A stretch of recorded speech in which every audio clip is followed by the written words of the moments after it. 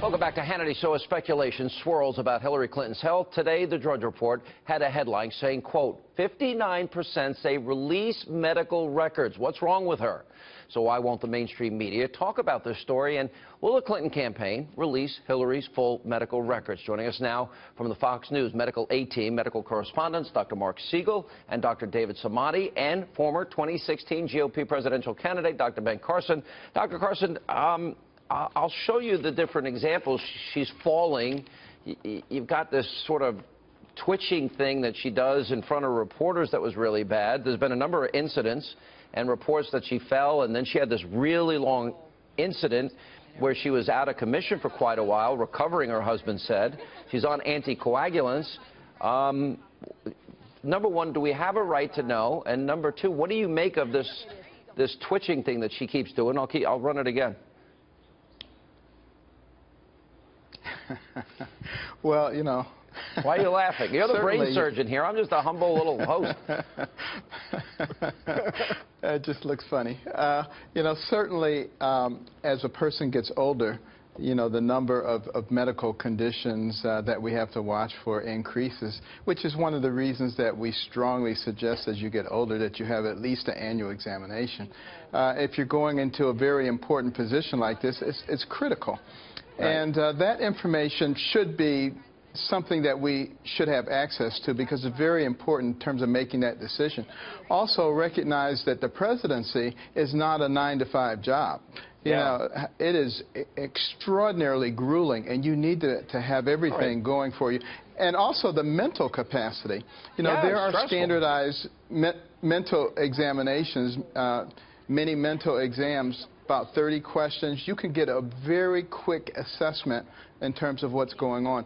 These are the kinds of things that should be open to the public in making such a critical decision. All right, let me go back to this video, Dr. Siegel, that's on the screen now. We'll put it up again. I mean, it's a violent, repetitive jerking of the head here. Now, you know, you can see it's uncontrollable. Watch the reporter, like, pull back as the reporter got scared, and she keeps doing it. What is that? Well, it's an involuntary movement. I first want to say we just heard from one of the top neurosurgeons in the history of the United States, not just a political person. Number two, Secretary Clinton hit her head in 2012. And would it cause this? Well, it would cause the kind of brain damage possibly, we've been studying this over the last 2 years, that can have long-term effects, that can have effects on thinking, on memory, on gait, on how you walk, on dizziness, on balance. That's a possibility that we need to see the records of. We need to see the records of anyone that's around the age of 70. What about the so-called, you know, how do you say this? The blood clot. Well, you got the blood clot. You've got her. She's on lifetime Coumadin. She had a blood clot. She has a family history of stroke. Right. That blood clot, as Dr. Carson will tell you, can sometimes be accompanied by a stroke. Not in this case, because an MRI afterwards was negative. But these are the kind of reasons. Do we know that for sure? Well, we certainly don't know that for sure, do we? We learned that from what records we got, but I'd like to see the full record. Yeah, Dr. Samadi. Well, I think like everything, it pretty much started based on all the facts that we know. In 2012, she had the concussion.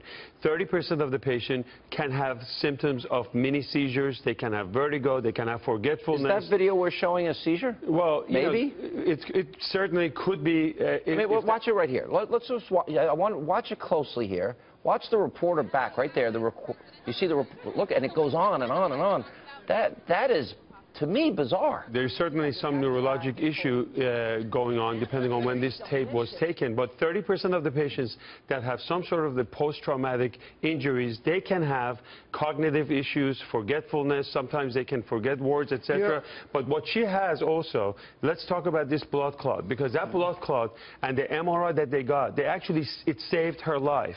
They got an MRI, they saw this blood clot near the sinus transverse behind her right ear, and that's where sinus, and that's probably one of the reasons why I think she's probably has some vertigo, and that's one of the reasons why she has all these falls. That's why the falling takes place. Exactly. Sure. She also I think in terms of not speculating, I want to be very clear on something.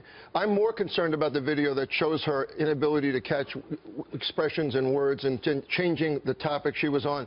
The video you mean when she sort of has these brain freezes? Right, brain freezes. Let me show one of the brain freezes so I can. Show, just to be clear on, I talked to a top epilepsy epileptologist today, a seizure specialist, one of the top in the country, that does not think that's a seizure. So I want to be clear. We need the records to be able to make those determinations. But the one where she was searching for words. Well, let's play that. We do not need another big contentious debate about health care. We need to make what we've got work really well and improve it and get the costs out of an upward spiral. Now, I want to mention two other things. There's a little bit of a brain freeze there, but I may actually be more sympathetic to that as somebody who's been a public speaker. And that could be all it is. That could be all it is, but we need more investigation. Dr. Carson, let me give you the last word because we got to roll. Yeah, there's a lot that can be determined, you know, by medical experts if we have access to the records. And for such an important job, such a position, there's no way we should even consider doing it without having a look at those records. I don't think we're getting the Wall Street speeches or the speeches, copies of the speeches that she gave to big investors and insurance companies. And I don't think we're getting this either. I think she's going to keep it undercover, which is probably by design. I think Dr. Carson is right. I think the record that we have is the last one was July 2015. It's a year and so after, and that picture that you showed going up the stairs, people helping, that was you think it's a vertigo caused by the brain? You know, it was an honor to look at Senator McCain's records. You're right. That's a good point. It will be an honor to look at her records. It's her life. I want to see it. And Donald Trump's as well. All right.